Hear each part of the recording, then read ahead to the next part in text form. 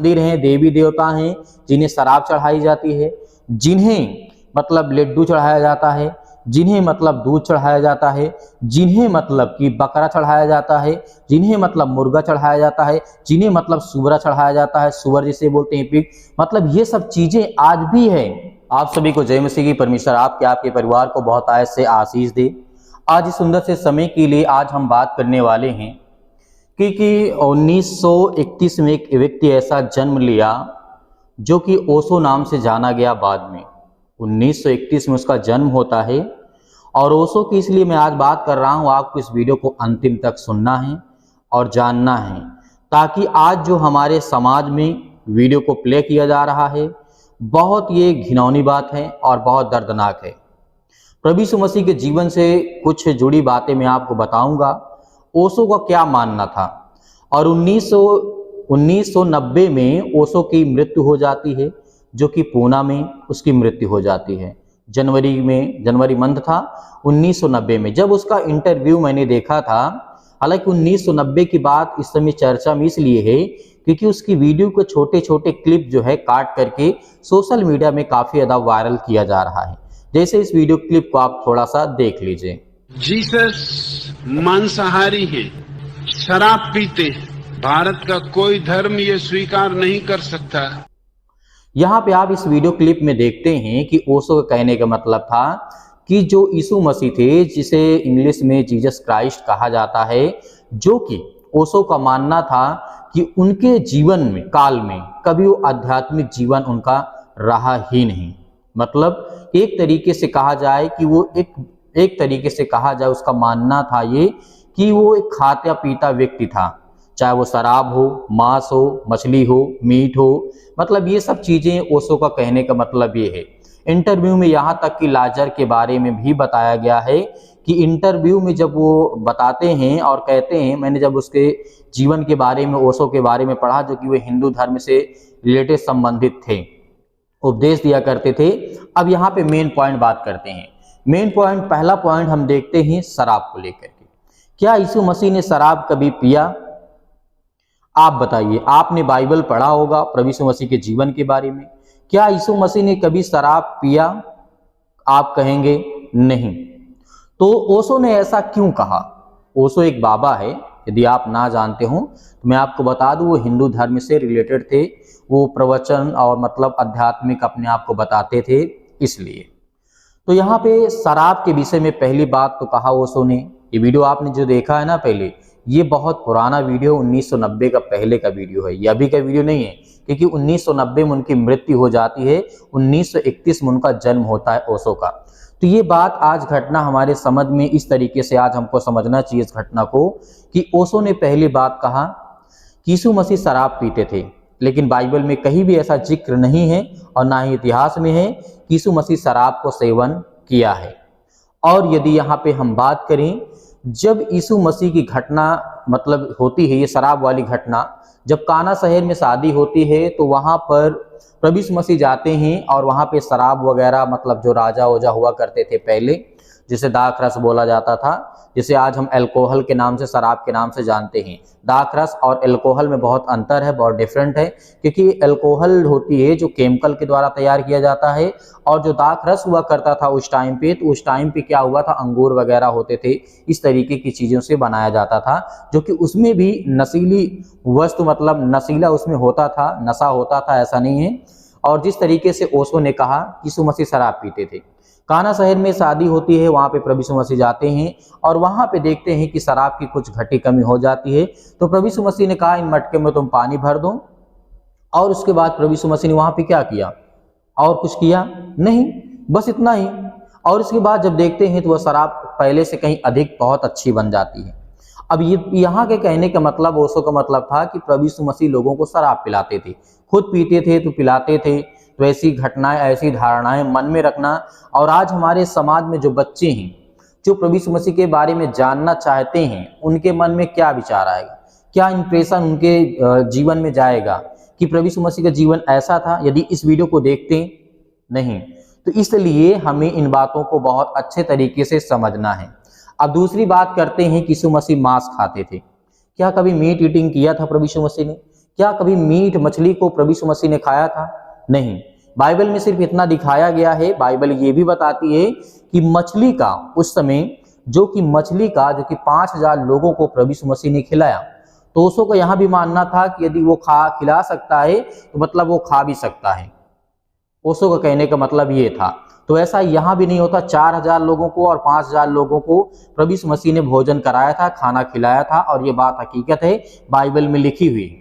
अब यहाँ पे ओशो कहने का मतलब था कि प्रभु यीशु मसीह, जो यीशु मसीह है, जीसस क्राइस्ट है, वो मीट खाता था और शराब पीता था। अब अगली बात करते हैं जो कि ये सरासर गलत है। कहीं से भी किसी भी एंगल से, चाहे इतिहास में देख लें चाहे बाइबल में देख लें, हमें कहीं भी देखने को इस चीज को नहीं मिलता कि प्रभु यीशु मसीह शराब का सेवन करते थे या फिर मीट ईटिंग करते थे या फिर मीट मछली खाते थे। ऐसा नहीं है। आगे बात करते हैं कि प्रभु यीशु मसीह ने मुर्दों को जिंदा किया। ओशो का कहने का मतलब ये था, ओशो ने कहा कि ऐसा कभी नहीं हो सकता, कोई भी मुर्दा जिंदा नहीं हो सकता है। ओशो का ये मानना था।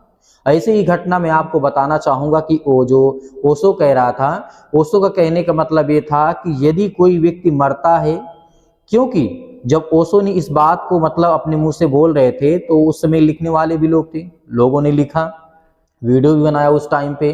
तो वहां पर कहा गया था कि जो यदि कोई व्यक्ति मरता है, पहली बात तो लाजर उसका दोस्त था, प्रभु यीशु मसीह का मित्र था, इसलिए ओशो का ये मानना है कि जो लाजर था वो गुफा में जाकर के सो रहा था, और जब प्रभु यीशु मसीह को खबर लगी और जब वो प्रभु यीशु मसीह जाते हैं तो यीशु मसीह ने कहा, हे लाजर, मृतकों में से जी उठ और तू बाहर निकल आ। तो मतलब ओशो का ये मानना है कि यदि वो व्यक्ति मर जाता तो उसके जीवन में कुछ परिवर्तन होना चाहिए था। सेम टू सेम वैसे ही नहीं जैसे इंसानी रूप में आज है, वैसे ही नहीं रहना चाहिए था। लेकिन यहाँ पर यदि ओशो को अगर इतनी ही समझ होती या फिर इतनी ही नॉलेज होती तो पहली बात बाइबल को कंप्लीटली पढ़ना चाहिए था, क्योंकि बाइबल में साफ साफ लिखा है कि प्रभु यीशु मसीह ने कहा कि लोग देखते हुए भी नहीं देख पाते और सुनते हुए भी लोग नहीं सुनते हैं, ये प्रभु यीशु मसीह ने कहा। और शराब को लेकर के और मीट को लेकर के और जिस तरीके से यहाँ पर ओशो ने इन शब्दों का मतलब बहुत अनर्थ शब्दों का इस्तेमाल किया, बहुत सारी बातें ओशो ने कही थी, लेकिन आज हमारे समाज में जो इंप्रेशन जाता है वो बहुत खराब जाएगा यदि उसकी वीडियो केवल चल रही है और कोई समझाने वाला बताने वाला ना हो। तो यहाँ पर शराब की मैं फिर से चर्चा करूंगा। बहुत सारे लोग, आपको पार्षद भी कहते होंगे, बहुत सारे लोग कहते होंगे, हम भी कहते हैं कि शराब पीना गलत बात है, लेकिन शराब पीना गलत बात तब होती है जब, लेकिन यहाँ पे मैं किसी को ये नहीं कह रहा हूं कि आपको शराब पीना है या फिर और ज्यादा पीना है, नहीं, गलत इसलिए है क्योंकि जब कोई व्यक्ति शराब पीता है तो उसके अंदर बहुत ज्यादा मात्रा में उसका जो माइंड होता है, जो वर्किंग टाइम पर मतलब प्रेजेंट टाइम में जो दिमाग काम करता है वो नहीं काम करता है। क्यों? क्योंकि वो सब चीजें मतलब भूल जाता है उस टाइम पे जब उसको बहुत ज्यादा नशा चढ़ता है, तो किसी को गाली देने लगेगा, किसी से मारपीट करने लगेगा, किसी के झगड़ा करने लगेगा, अपने पत्नी को, अपने बच्चों को, अपने घर में, परिवार में, माता पिता, भाई बहनों को, मतलब बहुत सारा बवाल कर देगा। तो प्रभु यीशु मसीह ने कहा, तुम्हारे मुंह में और जो तुम्हारे पेट में जाता है उससे कोई फर्क नहीं पड़ता इंसान को या फिर परमेश्वर को कोई दिक्कत नहीं है, लेकिन जो तुम्हारे मुंह से निकलता है वो सबसे अहम बात है। क्योंकि आप जब मांस खाते हैं तो आपके अंदर जाता है और संडास के द्वारा वो निकल जाता है। ये बात आप याद रखिए, यीशु मसीह ने इस बात को कहा है। इसलिए ना ही मीट ईटिंग करना पाप है, अपराध है, नहीं। जिसकी इच्छा है वो खा सकता है, जिसकी इच्छा नहीं है वो नहीं खा सकता। इसमें किसी प्रकार की कोई भी टेंशन लेने की आवश्यकता नहीं है। लेकिन किसी को, बहुत सारे लोग ऐसे होते हैं कि कहते हैं कि नहीं, ईसाई लोग ही मीट मछली खाते हैं और कोई नहीं खाता है। नहीं, ऐसा नहीं है, बिल्कुल भी ऐसा नहीं है। इसलिए क्योंकि आज भी हिंदू धर्म में हम यदि देखते हैं तो बकरा चढ़ाया जाता है, पिग मतलब सुअर चढ़ाया जाता है, आज भी है। जो ओशो कह रहा है कि हिंदू धर्म इसे स्वीकार नहीं करता है, यीशु मसीह ने लोगों को मीट ईटिंग करवाया, मतलब मछली खिलाया, मांस खिलाया, इसको हिंदू धर्म स्वीकार नहीं करता है। शराब पिलाया, हिंदू धर्म स्वीकार नहीं करता है। और मैं आपको बताना चाहूं आपकी जानकारी के लिए कि हिंदू धर्म में शराब और जिस तरीके से बकरे का सेवन, बकरे का और सुअर का, मुर्गा और मतलब बहुत सारी चीजें ऐसी हैं कि आज भी प्रचलन में हैं। बहुत सारे ऐसे मंदिर हैं, देवी देवता हैं जिन्हें शराब चढ़ाई जाती है, जिन्हें मतलब लड्डू चढ़ाया जाता है, जिन्हें मतलब दूध चढ़ाया जाता है, जिन्हें मतलब कि बकरा चढ़ाया जाता है, जिन्हें मतलब मुर्गा चढ़ाया जाता है, जिन्हें मतलब सुअर चढ़ाया जाता है, सुअर जिसे बोलते हैं पिग। मतलब ये सब चीजें आज भी है। और यीशु मसीह को कौन चढ़ाता है? फूल भी, मुझे आप बताइए, कोई चढ़ाता है? जो मूर्ति पूजा करते हैं मैं उसका विरोध करता हूं, चर्च में भी है, उसका विरोध करते हैं। यदि कोई प्रभु यीशु मसीह के सामने कोई फूल अर्पण करता है या प्रभु यीशु मसीह के सामने किसी प्रकार का मतलब दंडवत करता है या किसी प्रकार का कोई से चढ़ावा चढ़ाता है, तो वो सब व्यर्थ है। क्योंकि यीशु मसीह ने कहा तुम संसार की सारी वस्तुएं भी प्राप्त कर लो, अपने जीवन की रक्षा, अपने प्राणों की रक्षा ना कर पाओ, उसे खो दो, तो क्या मतलब है? तो मेरे कहने का मतलब यहाँ पे मैं किसी धर्म को, किसी भी प्रकार की बातों को मैं ठेस नहीं पहुंचाना चाहता, लेकिन जो ओशो ने कहा था बहुत साल पहले, आज से कम 30 साल पहले ओशो ने इस बात को कहा था, तो उस बात को आज हमें कहने का हक है, आज हमारा कहने का अधिकार है कि उसका हम जवाब दें। आज भी मंदिरों में और बहुत सारी जगहों पे बकरा से लेकर के हर एक चीज चढ़ाए जाते हैं। क्यों?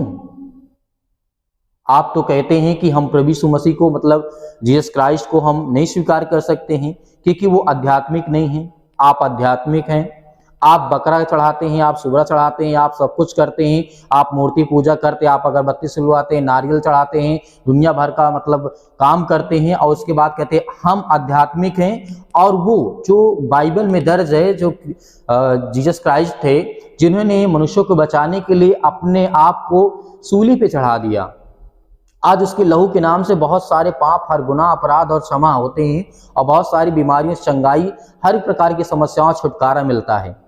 तब यहाँ पे आप इन बातों को समझ सकते हैं। यदि मैं बताने बैठूंगा तो बहुत बड़ी बातें होंगी, इसका कोई अर्थ, कोई मतलब नहीं है। सीधा सिंपल बात यह है कि उनका तर्क देना था, उन्होंने अपना तर्क दिया, और जो मुझे तर्क देना था वो मैंने दिया। अगर आप इसमें समझ में कुछ आता है तो आप इन बातों को समझ सकते हैं कि आपको किस तरीके की शिक्षा, किस तरीके के ज्ञान, किस तरीके की बुद्धि आपको चाहिए। प्रभु यीशु मसीह ने कभी शराब का सेवन किया? हाँ, जिक्र है बाइबल में। ना कभी मीट को खाया, मीट मछली खाया, ये भी जिक्र है बाइबल में। मुर्दों को जिंदा किया, हाँ ये भी है, लेकिन ये झूठ नहीं है, क्योंकि परमेश्वर का वचन कहने का मतलब ये है कि परमेश्वर ने कहा, मैंने आपको पहले ही बताया कि लोग देखते हुए भी नहीं देख पाते और सुनते हुए भी लोग नहीं सुन पाते हैं। इसलिए परमेश्वर का वचन कहता है, जो मैं आज बहुत सारे लोग विश्वास नहीं करते थे उस टाइम पे, इसलिए परमेश्वर ने कहा जो मैं चमत्कार दिखाता हूं, यदि तुम मुझे नहीं जानते तो मेरे कामों से जानो। इसलिए प्रभु यीशु मसीह ने ये सब चीजें करी, लोगों को दिखाया ताकि लोग विश्वास करें, जाने। और यहाँ तक कि पानी पे चलना भी ओशो ने कहा था, और मृतकों में से जी उठना ये भी बात कहा था। बहुत सारी बातें हैं, लेकिन इन चीजों को आपको समझना बहुत जरूरी है। बाइबल में कभी भी किसी भी प्रकार की कोई बात नहीं छिपाई गई है, वो हकीकत 100% एकदम जिस तरीके घटना घटी है, वो चाहे सही हो चाहे गलत हो, उस चीज को रखा गया है तो रखा गया है। ये बात हमें याद रखनी है, और किसी धर्म की तरह नहीं है कि उसमें सब अच्छा अच्छा लिख दिया जाए और बुरी चीजों को एक साइड कर दिया जाए, हटा दिया जाए। क्योंकि मैं हमेशा कहता हूं, जिस इतिहास में जिस पन्ने में अगर गलत नहीं है वो इतिहास झूठा है। इसलिए कि कोई भी इंसान इस पृथ्वी पे आया हो, उसके साथ अगर वो गलत ना किया हो तो ऐसा कभी हो नहीं सकता है, और उसके जीवन में गलत ना हुआ हो या उसके राज्य में गलत ना हुआ हो, ऐसा कभी हो ही नहीं सकता है। इसलिए जीवन में मेरी बात एक याद रखना, इतिहास उसी को मानना जो दोनों पहलों को प्रेजेंट कर रहा हो, जो दोनों पहलों को दिखा रहा हो, ना कि अच्छा अच्छा आपको दिखाई दे और बुरे को आप भूल जाएं, उसे हटा दिया जाए। नहीं, बाइबल ये नहीं करती है। बाइबल ये कहती है कि जो हुआ सो हुआ, जो पहले घटनाएं घट चुकी हैं, अब तुम्हें वो चीजें नहीं करनी है, उससे हमें सीख लेनी है, ना कि हमें किसी को मतलब ये चीज को मतलब नेगेटिव विचार निकालना है, नेगेटिव मतलब थिंकिंग निकालना है कि मतलब किस तरीके से पहले घटना घटी तो आज हम भी करते हैं, हमारा भी परमेश्वर क्षमा कर देगा। तो ये सब अपने आप को बेहतरीन करने के लिए, अपने आप को मजबूत करने के लिए आपको इन बातों को याद रखना है। जो घटनाएं घट चुकी हैं वो हमारे सीख के लिए हैं, हमें समझाने के लिए हैं, हमें बताने के लिए हैं कि बेटा अब आपको ऐसा नहीं करना है। नहीं तो जैसे नूह के समय में घटना घटी थी, वैसे ही आने वाले समय में घटना घटेगी। तो मिलते हैं अब नेक्स्ट वीडियो में, तब तक परमेश्वर आपके परिवार को बहुत सारी आशीष दे। और ये वीडियो आपको कैसा लगा हमें कमेंट बॉक्स में कमेंट करके जरूर बताइए। God bless you all of you, thank you.